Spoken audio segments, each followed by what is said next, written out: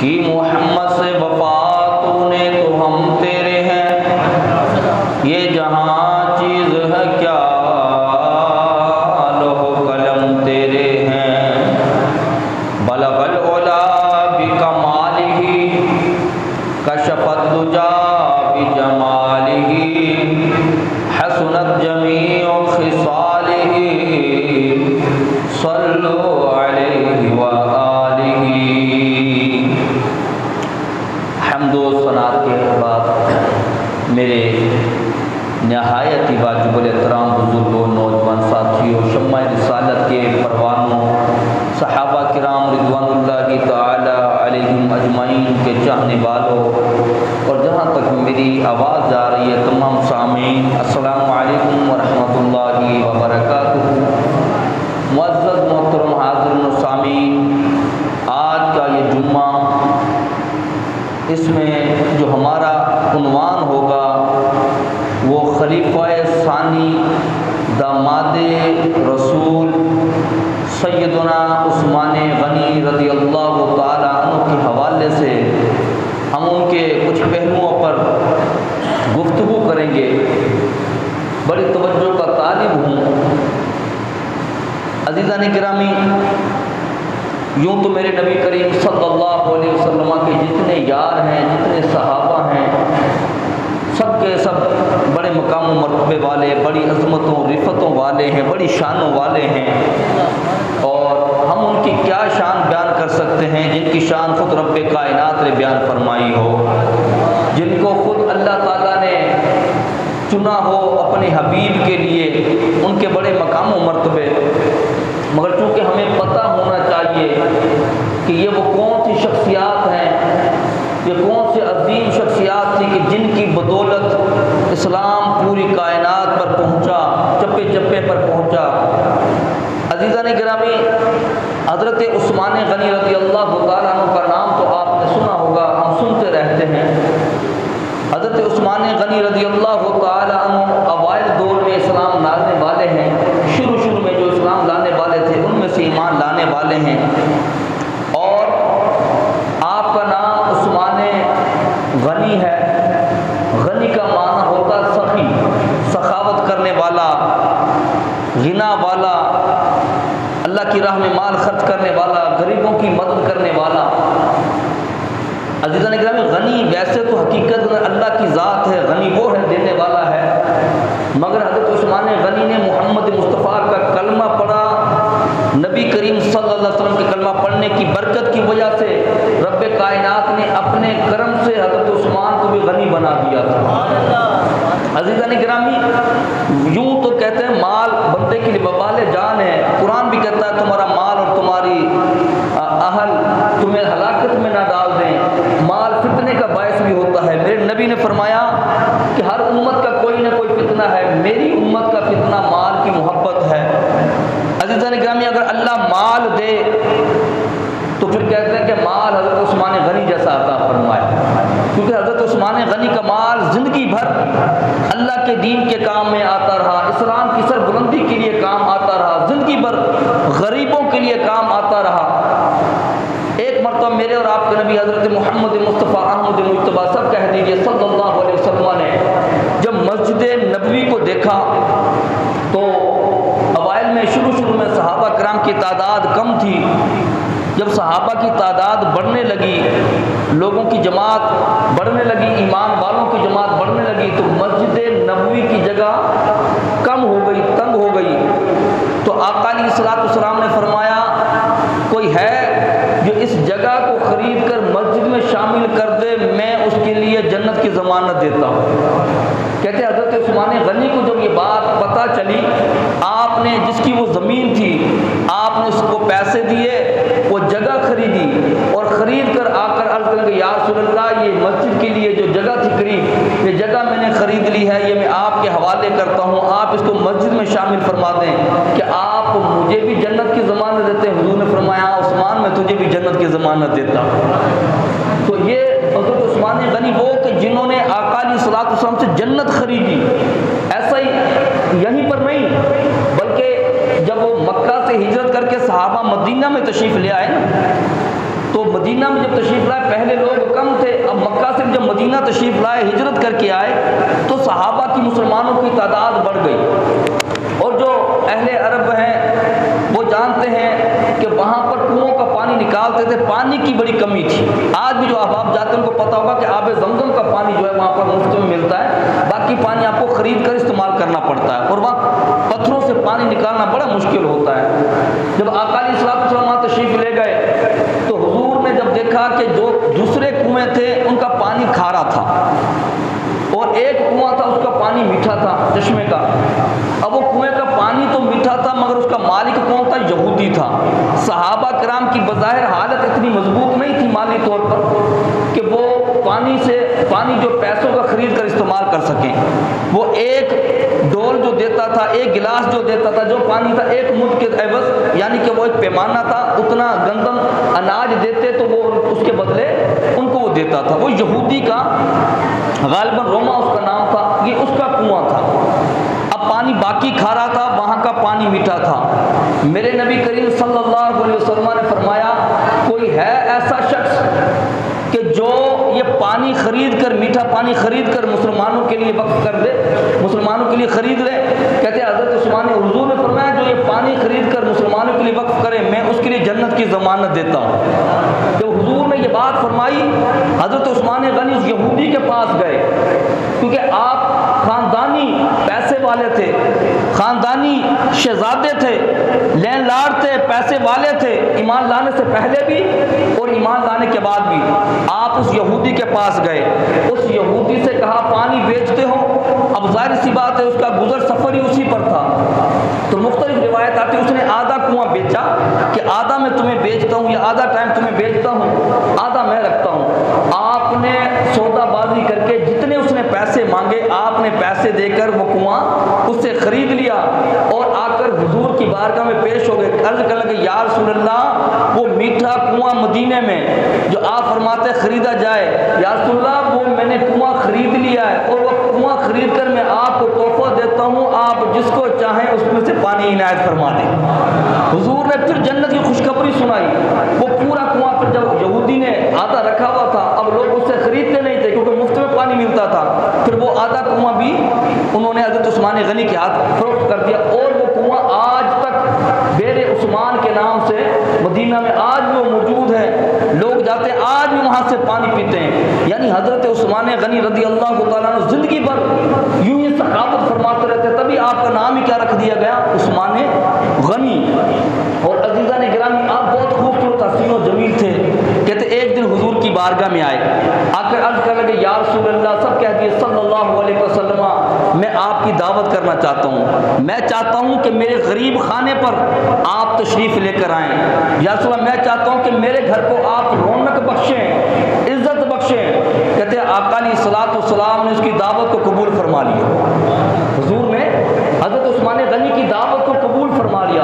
हुजूर ने फरमाया, बताओ कि उस्मान, हम अपने साथ कितने मेहमानों को लेकर आए? यानी हुजूर का तरीका था कि जब भी कोई आका अलैहिस्सलाम को दावत देता ना कि या रसूल अल्लाह आपकी हुजूर फरमाते कितने लोगों की दावत है, वो जितने लोगों की दावत कहता मेज़बान आका अलैहिस्सलाम उतनी लोगों को साथ लेकर जाते थे, ना कम ना ज़्यादा, जितने लोगों को कहते उतने लोगों को लेकर जाता। क्यों? मेरे नबी करीम सल्लल्लाहु अलैहि वसल्लम ने फरमाया, जो बंदा बगैर दावत के किसी खाने चला गया, वो ऐसा है जैसे चोर गया, और जो वहाँ से निकलता है वो खाना खा के नहीं निकलता बल्कि डाकू बन के निकल रहा होता है। आज हमारा हाल क्या होता है? एक दोस्त की दावत होती है, घर में एक बंदे के अफराद की दावत होती है, बच्चों को भी साथ बिठाया हुआ है, दोस्त भी कहते हैं आजा यार कपड़े तब्दील करके आ जाओ, चलते हैं फलां की दावत है, खाना खा कर आते हैं। मेरे नबी ने फरमाया, जो बगैर दावत के गया वो ऐसे जैसे चोर गया और निकला वहाँ से ऐसे जैसे डाकू डाका मार के निकलता है। तो आज मुझे बताइए कि हमने क्या कभी इस चीज़ ध्यान किया? हो सकता है उस बंदे ने खाना ही 50 बंदों का बनाया हो। कभी आपने देखा शादी में अक्सर खाना कम पड़ जाता है या वैसे मसला हो जाता, वजह यही उस बंदे ने 50 बंदों का एहतमाम किया था, हम चले गए 70 बंदे 80 बंदे, और जाहिर सी बात है उसने अपने हिसाब से अपनी ताकत के मुताबिक उसने खाना बनाया था। जब उसने 50 बंदे बुलाए, 50 जाते, आपको भी इज्जत से खाना मिलता, आप भी इज्जत से खाना खा लेते। मगर हमारे यहाँ क्या होता है, एक तो बंदे ज़्यादा लेकर जाएंगे किसके ऊपर? बारात के अंदर। वो लोग कहेंगे भाई बारात में इतने लोग लेकर ना, लड़की वाले कहेंगे भाई इतना बड़ा तो हमारा खानदान है, 5 तो मेरे भाई, उसके बच्चे भतीजे हैं मेरे, और मेरी बहनें हैं, मेरे बच्चे के दोस्त हैं। यानी पहली बात आपको ये बता दूं कि ये दावत जो हम जाते हैं ना खाना खाने के लिए, कौन सी? बारात की। जो बारात लेकर जाते हैं, ये इस्लाम के अंदर बारात की कोई दावत नहीं है। ये आप पढ़ के उठा कर देखिए, हजरत अली का निकाह हो रहा है कहाँ पर? मस्जिद के अंदर। और बीबी फातिमा ज़हरा रज़ी अल्लाह तआला अन्हा को साहबियात ने खुद जाकर हजरत अली के घर में जो है लेकर गई और छोड़ कर आ गई। यानी बारात का कॉन्सेप्ट तो हमने बनाया। पहली बात तो इस्लाम शरीयत में बारात नहीं है, हमारे इस्लाम में बारात का कॉन्सेप्ट नहीं है कि बारात को लेकर जाना, बारात का खाना खाना। मेरे नबी ने फरमाया कि वलीमा करो, निकाह के बाद खुशी में वलीमा करो, चाहे एक बकरी क्यों ना, उसको ज़िबा करके करो। तो यानी इसका फरमाया कि वलीमा करो चाहे एक बकरी क्यों ना हो। यानी अगर बारात की दावत होती तो हुजूर इसके बारे में भी फरमाते ना, क्योंकि जो बंदा अपनी बच्ची दे रहा होता है, अभी थोड़ा सा अनुमान तब्दील ना हो जाए, जो बंदा अपनी बच्ची दे रहा होता है, मुझे बताइए क्या उसको खुशी होती है? यार जिस बंदे ने अपने जिगर का टुकड़ा पाल पोस के जवान करके जब वो दे रहा होता है, अब जाहिर सी बात है आगे चलकर उसकी अपने खामन से बने ना बने, ससुराल से बने ना बने, वो बेल जो लगी है वो परवान चढ़े या ना चढ़े, वो घर आबाद हो या ना हो, अब लोग खाना देख रहे होते हैं, लोग जहेज देख रहे होते हैं, मगर यकीन कीजिए कि वहाँ पर माँ बाप जो होते हैं वो अफसुर्दा होते हैं, वहाँ तो गम का माहौल होता है, और हम वहाँ जाकर खाने तलाश कर रहे होते हैं, वहाँ जाकर हम नखरे कर रहे होते हैं। हम लड़के वाले या लड़के वाले ये समझ रहे होते हैं जैसे हमने एहसान कर दिया। अजीज़ा ने गिरामी, ये मेरे नबी का तरीका नहीं है, ये इस्लाम का तरीका नहीं है, बल्कि इस्लाम का तरीका तो ये होता था, निकाह कहाँ किए जाते थे? मस्जिदों के अंदर निकाह होते थे। आज तक आप ईसाइयों को देख लें, चाहे ईसाइयों का कोई बादशाह क्यों ना हो, उनका जो पादरी होता है वो कभी ईसाई के घर पे नहीं जाता कि मैं तेरा निकाह पढ़ाऊंगा, बल्कि वो खुद जो बादशाह शहजादा होता है वो खुद चलकर कहाँ जाता है? चर्च के अंदर जाता है। हिंदुओं ने आज तक अपनी रस्में कायम रखी हुई हैं, उनका निकाह होता है वो मंदिरों में जाते हैं। आज तक अब यहूदियों को देख लें, उनकी शादियां जो होती हैं वो उनकी इबादत खानों में होती हैं। एक वाहिद मुसलमान ऐसा है, वाहिद मुसलमान ऐसा है जिसने अपने निकाहों को क्या किया? मस्जिदों से बाहर निकाला, हालों में निकाला। वहां पर क्या होता है कि वहाँ इमाम साहब को बुलाया, काजी साहब को बुलाया निकाह पढ़ाने के लिए, वो निकाह के फार्म लेके बैठा हुआ है, वहाँ ढोल ढमक्के बज रहे हैं, बारात आ रही है, किसी को कोई परवाह नहीं कि हमारी मस्जिद का इमाम है, ये आलिम दीन है, हुजूर के दीन का वारिस है। उसके अंदर गलती हम लोगों की भी है कि हमने मस्जिदों में बाहर माहौल क्यों जाने दिया, क्योंकि सबसे ज़्यादा जो अल्लाह ताला की महबूब जगह वो कौन सी है? वो मस्जिदें हैं, और सबसे ज़्यादा नापसंदीदा जगह बाजार है। वो वहाँ बैठा हुआ है, वहाँ ढोल भी बज रहे हैं, गाने भी बज रहे हैं, वहाँ पर जो ना वो बैंड बाजे भी बजाए जा रहे हैं, और शादी किसकी हो रही है? मुसलमान। वहाँ गाने भी बज रहे होते हैं, और बारात के साथ जो आने वाले होते हैं वो डांस भी कर रहे होते हैं। अब वो शादी किसकी? मुसलमानों की। मुझे अपने ईमान से बताइए कि निकाह करना मेरे नबी की सुन्नत थी, तो क्या सुन्नत के अंदर, सुन्नत इबादत है, क्या इबादत के साथ डांस अच्छा लगता है? आप यहाँ पर आए को गाना सुनता है, तो क्या आपने निकाह को मजाक समझ लिया? उसके अंदर हमारे मुसलमानों की आज पस्ती की वजह यह है कि आज किसी गैर मुस्लिम ने, किसी हिंदू ने, ईसाई ने, यहूदी ने अपने निकाह इबादत खानों से बाहर नहीं निकाले। हमने जब इनको बाहर निकाला तो फिर इबादत इबादत ना रही, वहाँ तो फिर क्या बन जाता है? वहाँ तो नाच गाना बन जाता है, और फिर वहाँ पर 5 मिनट के लिए उनके लिए टेप बंद करना मुश्किल हो जाता है। लोग कहते हैं भाई निकाह हो रहा है, 2 मिनट टेप बंद कर दें, वो लड़की वाले कहते हैं कोई मसला नहीं, चलने दो, आवाज़ कम कर दो। यानी वो ऐसा होता है, निकाह को ये समझ रहे होते हैं कि बस ये निकाह तो एक आर्जी सा काम, ये ख़त्म हो तो खाना शुरू हो गया। नहीं पता होता निकाह है, नहीं पता होता दुआ है। यकीन कीजिए दिल दुखता है जब हम पढ़ते हैं। मैंने कहा मौला मेरा हाल देख, मैंने जब बंदा रोता कहता या अल्लाह मेरा हाल देख, मेरा हाल देख, गैब से आवाज़ आती है बंदा है मोमिन अपने काम देख। आज हमारे काम देखे ना, हम तो ये तो रोते हैं बच्चों की शादी परवान नहीं चढ़ती। तो बताना ये चाहता हूँ, हज़रत उस्मान गनी ने दावत की, तो क्या मैंने बताया मसला कि हदीस क्या बताई कि बगैर दावत के जो जाता वो क्या है? जैसे चोर गया और निकला तो वो क्या है? डाकू बन के। हज़रत उस्मान गनी ने दावत दे दी। हुजूर ने फरमाया कितने मेहमान? अर्ज़ करने लगे या रसूल अल्लाह, अगर आप तशरीफ़ ला रहे हैं, आपके साथ जितने भी मेहमान आ जाएं, आपकी वजह से मुझे सारे मेहमान भी कबूल हैं। हुजूर ने ऐलान फरमा दिया कि सहाबा तैयारी करो, कल उस्मान गनी के घर पे दावत पे जाना है। हज़रत उस्मान गनी बड़े मालदार पैसे वाले,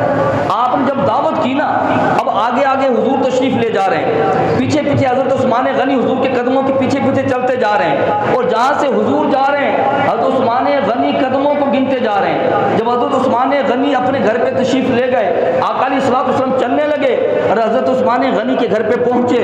हज़रत उस्मान गनी ने उस वक्त की जो जो डिशें थी, जो जो लवाजमात थे, जो जो मशरूबात थे, सारे के सारे बनाए। हुजूर ने ये नहीं फरमाया कि उस्मान जाओ ये किसी गरीब को दे दो जो मेरी दावत करनी है, ये नहीं फरमाया ये पैसा किसी और नेकी काम में लगा दो, नहीं।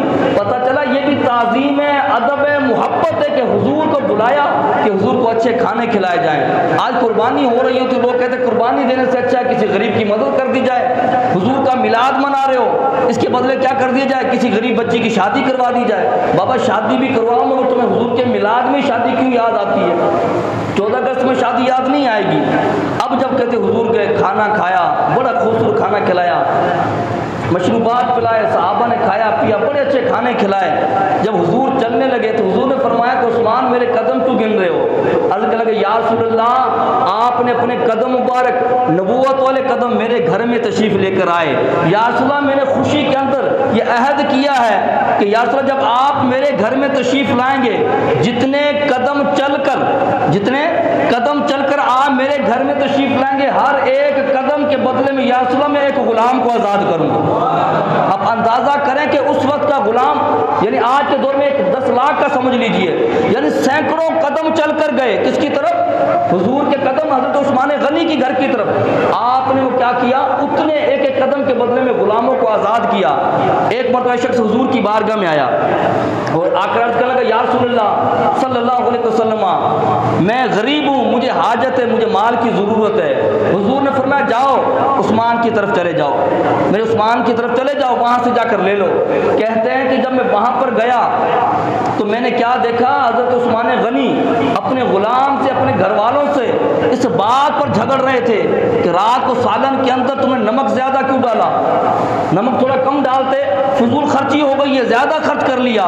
वो कहने लगा मुझे तो बहुत सारे पैसों की ज़रूरत थी, दिरहम और दिनार की ज़रूरत थी। मैंने जब ये गुफ्तगू सुनी कि जो शख्स अपनी फैमिली से, अपने गुलामों से थोड़े से नमक की वजह से लड़ रहा है, वो मुझे क्या इनायत फरमाएगा। कहता मैं वापसी आ गया। जब मैं वापसी आया तो कहते हुजूर की बारगाह में पहुंचा तो मैं खाली हाथ था। हुजूर ने फरमाया वापसी आ गया। कहने लगा या रसूल अल्लाह, मैं वहाँ पर गया, मुझे नहीं लगता कि जितनी मेरी उम्मीद है, जितनी मुझे ज़रूरत है मुझे मिल जाए। हुजूर ने फरमाया वापसी चले जाओ। वो वापसी गया। वो क्या हुआ? वो वापसी गया। जब वापसी गया ना तो उस वक्त आप जब घर में गया तो अपने गुलाम से इस बात पर उलझ रहे थे। किस बात पर? कि आपने रात को जो तेल दिया जलाया, दिए में तेल ज़्यादा डाल दिया, वो तेल ज़मीन पर गिर गया, कम डालते ताकि ज़ाया ना होता। बट वो फिर परेशान हो गया कि यार मुझे तो बहुत ज़्यादा माल चाहिए और ये थोड़े से तेल की वजह से, थोड़े से नमक की वजह से जो अपनी फैमिली के साथ, अपने गुलामों के साथ उलझते हैं, उनके साथ झगड़ा करते हैं, मुझे कैसे देंगे? बहरहाल कहते हैं जब हुजूर का हुक्म था, हुजूर ने फरमाया जाओ और हज़रत उस्मान गनी से जाकर कहो कि मुझे हुजूर ने भेजा है, मैं अल्लाह का बंदा हूँ, अल्लाह का बंदा, कलमा पढ़ने वाला हूँ, मुझे हुजूर ने भेजा है। कहता जब वहाँ पर गया और जाकर कहने लगा कि मुझे हुजूर ने भेजा है, तो हज़रत उस्मान गनी ने कहा तुम पहले भी 2 मरतबा आए, बैठे चले गए, तुमने कुछ कहा नहीं, बताया क्यों नहीं? कहा मैंने बताया इसलिए नहीं कि कभी आप नमक के लिए लड़ रहे थे, कभी तेल की वजह से झगड़ा कर रहे थे, मुझे तो बहुत सारे माल की ज़रूरत थी, मैंने सोचा पता नहीं आप दे सकें या ना दे सकें। आपने फरमाया अल्लाह के बंदे, वो जो मैं झगड़ रहा था वो अपनी ज़ात की वजह से झगड़ रहा था, अपने घर की वजह से झगड़ रहा था। अब तुम अल्लाह के बंदे बनकर आए हो, हुजूर के गुलाम बनकर आए हो, मेरे मुसलमान भाई हो। आपने कहते अपने माल का खजाना जो था उसका दरवाज़ा खोल दिया। आपने फरमाया जितना चाहे इसमें से माल ले जाओ, ये मेरा माल भी रब रसूल के लिए है, उस्मान की जान भी रब रसूल के लिए है, ये सब रब रसूल के लिए है, मेरा अपना नहीं है, वो मेरी अपनी ज़ात की बात थी, ये रब रसूल की ज़ात की बात है, जितना चाहे ले जाओ।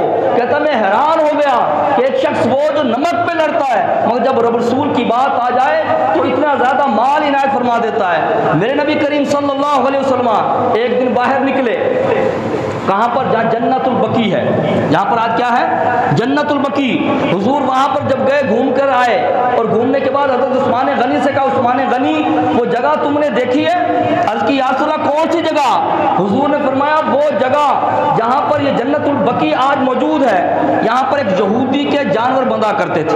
हुजूर ने फरमाया जगह बड़ी खूबसूरत है, आप उसका विजिट करो। जैसे हम कहते हैं फलां जगह प्लाट बड़ा अच्छा है, ज़मीन बड़ी अच्छी है, मैदान बहुत अच्छा है।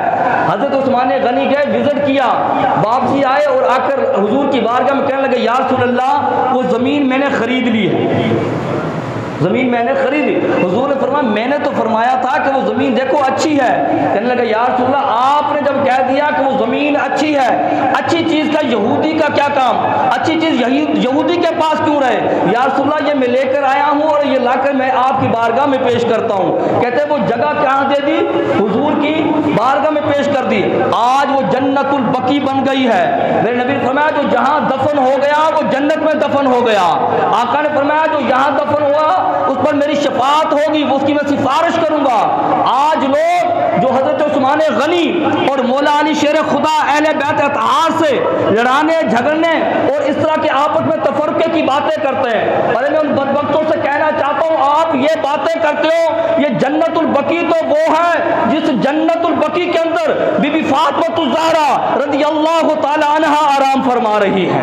अरे ये जन्नतुल बकी तो वो है या अहले बैत अतहार इमाम हसन रज़ियल्लाहु ताला अन्हु जो है वो आराम फरमा रहे हैं। अरे ये जन्नतुल बकी तो वो है कि जिसके अंदर सहाबा कराम आराम फरमा रहे हैं। ये जन्नतुल बकी तो वो जगह है जहाँ मुसलमानों की वालिदा, मुसलमानों की माँ हजरत उम्मुल मोमिनीन हजरत आयशा सिद्दीका रज़ियल्लाहु ताला अन्हा वो आराम फरमा रही हैं। अरे तुम कहते हो आपस में इख्तिलाफ थे, अरे अहले बैत अतहार उस्मान गनी के तोहफों को कबूल फरमा रहे हैं, उस जगह पर आराम फरमा रहे हैं। तुम किस तरीके से ये बातें करते हो?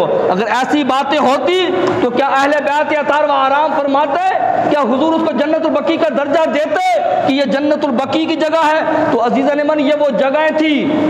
आका अलैहिस्सलाम ने एक दफ़ा ग़ज़वा तबूक में जाना था। आका अलैहिस्सलाम ने ऐलान फरमाया कि लोगों अल्लाह की राह में जाना है, इस्लाम की सरबुलंदी के लिए माल की ज़रूरत है। ग़ज़वा तबूक काफ़ी दूर था, बहुत दूर था और काफ़ी दूर जाना था। फरमाया बड़ी माल की ज़रूरत है। अबू बकर सिद्दीक़ भी माल लेकर आ गए, हज़रत उमर फ़ारूक भी माल लेकर आ गए, सहाबा कराम भी माल लेकर आ गए। हुजूर ने तरगीब दिलाई, कोई है? क्या फरमाया? कोई है कि जो अल्लाह की राह में माल पेश करे, वहाँ पर जिहाद के लिए जाना है। कहते हज़रत उस्मान गनी उठे रज़ियल्लाहु ताला अन्हु और उठकर कहने लगे या रसूल अल्लाह सल्लल्लाहु अलैहि वसल्लम मेरी तरफ से 100 ऊँट और जो मुजाहिदीन का सामान तलवार होता है, जंगी सामान होता है जिसके ऊपर कलावा बांधा जाता है, कहने लगे या रसूल अल्लाह 100 ऊँट मेरी तरफ से मैं पेश करता हूँ। कितने ऊँट? 100 ऊँट। कहते ये बात कहकर बैठ गए। हुजूर ने फिर तरगीब दिलाई। अबू बकर सिद्दीक़ तो माल लेकर आ चुके थे, उमर फारूक तो माल लेकर आ चुके थे। फिर जब हुजूर ने तरगीब दिलाई कोई है कि अल्लाह की राह के लिए, अल्लाह की राह में खर्च करने के लिए, इस्लाम की सरबुलंदी के लिए, जिहाद के लिए माल पेश करे। जब आपने ये बात की हज़रत उस्मान गनी फिर उठे और उठकर कहने लगे या रसूल अल्लाह मैं 200 ऊँट और सामान के साथ और ऊँट में अल्लाह की राह में आपके कदमों में कुर्बान करने के लिए तैयार हूँ। कितने ऊँट हो गए? 300 ऊँट। 100 पहले दिया, 200 ऊँट फिर दिए। फिर हुजूर ने ऐलान फरमाया। हज़रत उस्मान गनी कहता है कि मेरा जिगर फटने को था कि मेरे मुस्तफ़ा ऐलान कर रहे हैं कि अल्लाह की राह में माल चाहिए। हज़रत उस्मान गनी फिर उठे जब हुजूर ने ऐलान किया। बाकी साहबा तो माल दे चुके थे, किसी के पास था ही नहीं। हज़रत उस्मान गनी फिर उठे, कहने लगे या रसूल अल्लाह मैं 300 ऊँट और उनका सामान यानी फौजियों को जो खर्चा होता वो भी देने के लिए तैयार हूँ। 600 ऊँट दे दिए। हुजूर ने फरमाया कि माल लेकर आओ।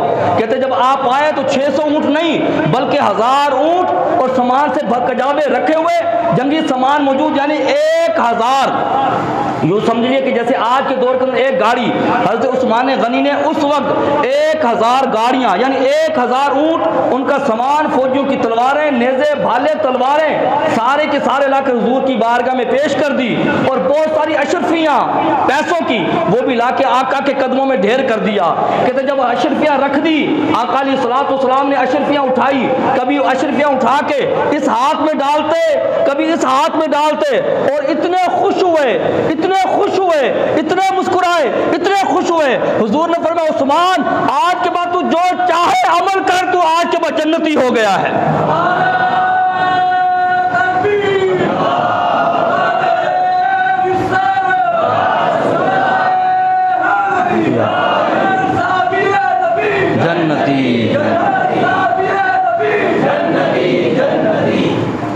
अज़ीज़ान गिरामी, हज़रत उस्मान गनी ने 1000 ऊँट अशरफिया दिनार खर्च कर दिए। आपसे अल्लाह का नाम भी आवाज़ बुलंद करते हुए कंजूसी कर रहे हैं। ऐसा थका हुआ नारा ना लगाया करें। नारा लगाना तो ऐसा नारा लगाया करें पता चले ये मस्जिद भी, ये दरो दीवार भी, और अगर किसी का ईमान कमज़ोर है वो भी जब अल्लाह का नाम सुने ना तो उसका दिल भी मजबूत हो जाए। ऐसे नारा नहीं लगाना, बुलंद आवाज़ से नारा लगाए, नारे तकबीर, नारे रिसालत, नारे रिसालत, नारे तहकीक, नारे तहकीक, ताजदारे ख़त्म नबूवत, ताजदारे ख़त्म नबूवत। अज़ीज़ा ने कहा हज़रत उस्मान गनी ने कितने ऊँट? 1000 ऊँट और सामान के साथ पेश कर दिए। ये थे हज़रत उस्मान गनी रज़ी अल्लाह तआला अन्हु। मगर अज़ीज़ा ने मन, हम हज़रत उस्मान गनी का ईमान लाने का वाक़या सुनाते हैं। हज़रत उस्मान, क्योंकि अब वक्त के दामन में गुंजाइश नहीं, वरना मैं आपको बताता कि हज़रत उस्मान गनी कौन है। ये हज़रत उस्मान गनी वो है कि जब ये आप जाते हैं सुलह हुदैबिया पर, आप रोक लिया जाता है, तो वहाँ जब जाते हैं कहाँ पर? मक्के के अंदर उम्रा करने के लिए, तो वहाँ एक लंबा चौड़ा पूरा तफसीली वाक़या है जिसको अल्लाह ने कुरान में भी बयान किया है, जिसे बैत रिज़वान भी कहते हैं। वक्त के दामन में गुंजाइश होती तो मैं वो आपको वाक़या भी सुनाता, मगर मैं मुख्तसर करने लगा हूँ कि हज़रत उस्मान गनी वो जिन्होंने कई बार नबी करीम सल्लल्लाहु अलैहि वसल्लम से जन्नत खरीदी, कभी कुएँ खरीद कर, कभी मस्जिदें बनाकर, कभी गुलाम आज़ाद करके, कभी अल्लाह की राह में 1000 ऊँट माल अशरफियाँ पेश करके जन्नत खरीदी। उसके बावजूद भी आपका आलम यह था, हालत यह थी कि आप इतनी बड़ी सल्तनत के मालिक थे, जब कहीं जा रहे होते गड़ा देखते बेहोश होकर गिर पड़ते। जब होश में आते लोग पूछते हुजूर क्या हुआ? आपने फरमाया जा रहा था, गड़ा नजर आया, गड़े को देखकर मुझे अपनी कब्र याद आ गई, उस खौफ की वजह से मैं बेहोश हो गया था। जिनको जन्नत का सर्टिफिकेट मिल गए, जिनकी ईमान की गवाहियां खुदा दे, जिनके ईमान के तज़किरे कुरान करे, जिनसे खुदा का मैं इनसे राजी हो गया, जिनको मुस्तफ़ा कह दे कि उस्मान तू जो चाहे करता फिर, आज से तू जन्नती हो गया, वो उस्मान गनी इतना डरे।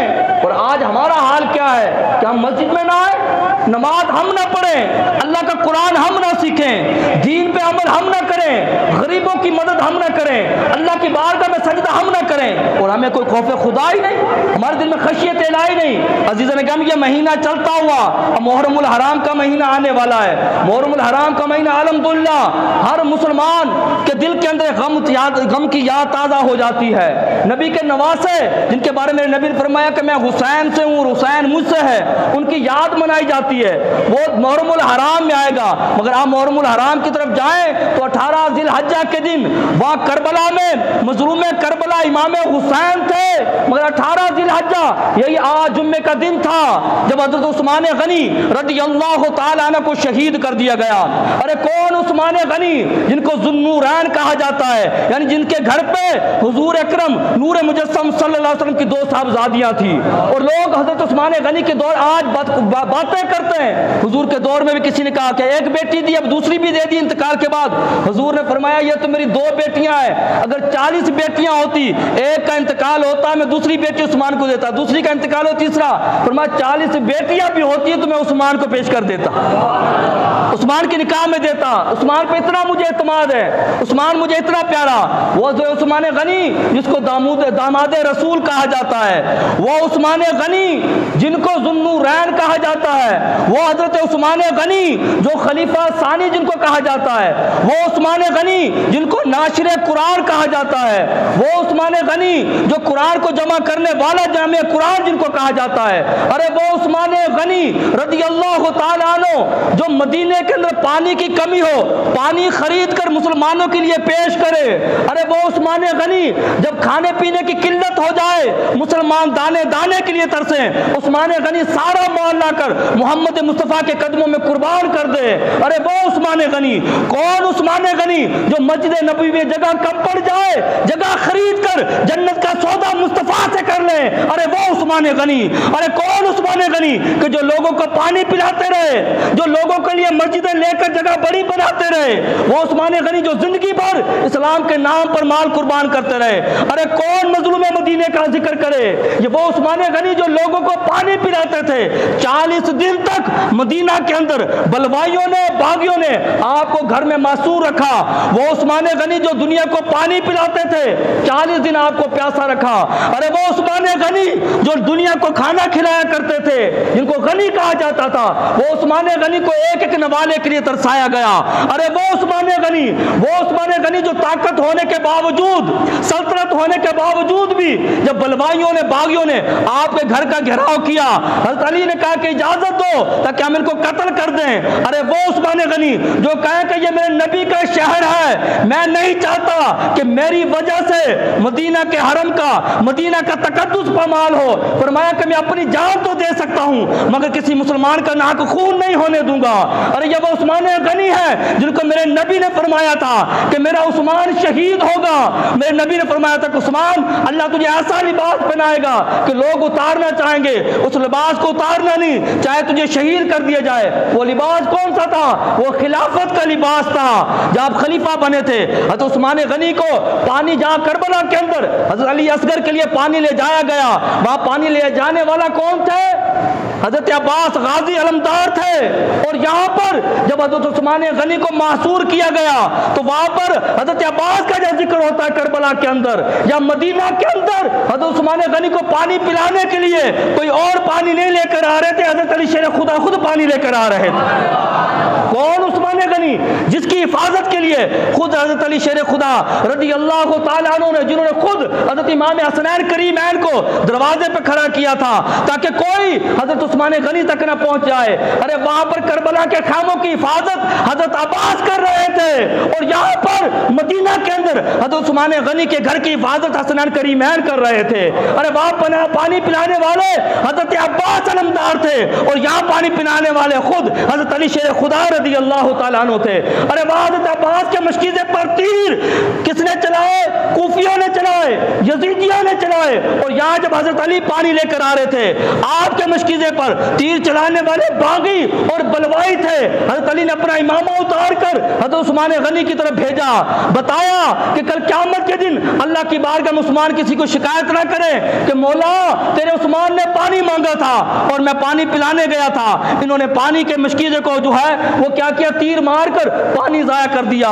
ये वो हज़रत उस्मान गनी जो दुनिया को पानी पिलाते रहे, दुनिया को खाना खिलाते रहे, जिंदगी भर माल खर्च करते रहे, जिंदगी भर अल्लाह के लिए, अल्लाह के नबी के दीन के सरबुलंदी के लिए मस्जिद तामीर करवाते रहे। 40 दिन के बाद, कितने दिन के बाद? 40 दिन के बाद आपको जब शहीद किया गया, उस वक्त आप किस हालत में? आपने रोजा रखा हुआ था। हज़रत इमाम हसनैन करीमैन तो गेट के सामने सहाबा खड़े हुए थे, मगर आपने खुद मना कर दिया था कि मैं जंग नहीं चाहता। जिस तरह इमाम हुसैन ने हरम को छोड़ दिया था कि मैं हरम में खून खराबा नहीं चाहता, इसी तरह से उस्मान गनी ने अपनी गर्दन देकर यह बता दिया था कि मैं मदीने के अंदर मुस्तफ़ा के शहर में खून खराबा नहीं चाहता हूँ। कहते इमाम हसनैन करीमैन गेट पर खड़े थे, वो बलवाई पीछे से आए, उन बदबख्तों ने हज़रत उस्मान गनी कुरान पढ़ रहे थे। जब उन्होंने तलवार मारी तो हज़रत बीबी नाइला जो हज़रत उस्मान गनी की ज़ौजा थी, उनकी उंगलियां कटी। उसके बाद हज़रत उस्मान गनी के पुष्ट पर नेज़ा मारा गया, आपको रोजे की हालत में भाले मारे गए, यहाँ तक कि 9 बार पे दर पे करके हज़रत उस्मान गनी का जब हाथ कटा, यह कौन सा हाथ था? ये वो उस्मान गनी, कौन उस्मान गनी जो बीमारी की हालत में भी कभी अपने जिस्म से कपड़ा नहीं उतारा। जब भी नहाया करते थे पूरे जिस्म को ढांप कर नहाया करते थे। आज उस उस्मान गनी के जिस्म पर भाले मारे जा रहे हैं। जब आपका हाथ कटा, आपने कहा बदबख्तो, आज तुमने वो हाथ काट दिया जिस हाथ को मेरे नबी ने कहा था इस हाथ पर मैंने बैत की है। फरमाया आज तुमने वो हाथ काट दिया जिस हाथ से मैं मुस्तफा का कुरान जमा करता था। आपका हाथ कटा, खून बहा, आप क्या कर रहे थे? कुरान पाक की तिलावत कर रहे थे। तो आयत कौन सी थी जिस पे कुरान गिरा, जिस पे खून गिरा? फसयकफीकहुमुल्लाहु व हुवा समीउल अलीम। इसी तरह जिस तरह इमाम हजरत उस्मान गनी रज़ियल्लाहु ताला अन्हु को भाले मारे गए, नेज़े मारे गए, तीर मारे गए, 40 दिन भूखे प्यासे रहकर, और आप जुम्मतुल मुबारक का दिन था, 82 साल आपकी उम्र थी और आप कुरान पाक की तिलावत फरमा रहे थे, रोजे की हालत में थे। इसी हालत में आपका विसाले पुरअनवार हो गया और रब्बे कायनात की बारगाह में आप मकबूल हो जाते हैं। इस तरह आपकी शहादत हुई। 40 दिन वो मैं अल्फाज कहाँ से लाऊं जो बताऊं कि ये मजलूम मदीना की क्या बात है। अगर आप सुने आपके कलेजे फट जाएं, आपकी आंखें नम हो जाएं। जो हजरत उस्मान गनी के साथ जुल्म और सितम के पहाड़ गिराए गए। तो मुसलमानों, आज सहाबा के बारे में जो बातें करने वाले हैं, इन बदबख्तों को पता ही नहीं है कुरान ने इनके ईमान को आइडियल कहा। एक शख्स था, उसका जनाजा मेरे नबी की बारगाह में लाया गया। कहा यासो जनाजा पढ़ाइए। हुजूर ने फरमाया मैं इसका जनाजा नहीं पढ़ाता। अर्ज़ की या रसूल अल्लाह, आपने माजी में कभी ऐसा नहीं किया कि किसी के जनाजे पढ़ाने से मना किया हो, इसका जनाजा क्यों नहीं पढ़ाते? मेरे नबी ने फरमाया ये शख्स बदबख्त जो है मेरे उस्मान से बुग़्ज़ रखता है। जो मेरे उस्मान से बुग़्ज़ रखे, रब्बे कायनात भी उसको अपनी रहमत से दूर कर देता है। मैं उसको अपने करीब कैसे कर सकता हूँ? तो लिहाजा ऐसे लोगों की बातें जो ऐसे गंदे अकायद हमारे दिलों में डालना चाहे सहाबा के बारे में, अहले बैत अतार के बारे में, अरे सहाबा तो बड़ी बात, अहले बैत अतार तो बड़ी बात। अल्हम्दुलिल्लाह हम तो हैं ही उनके अदब करने वाले।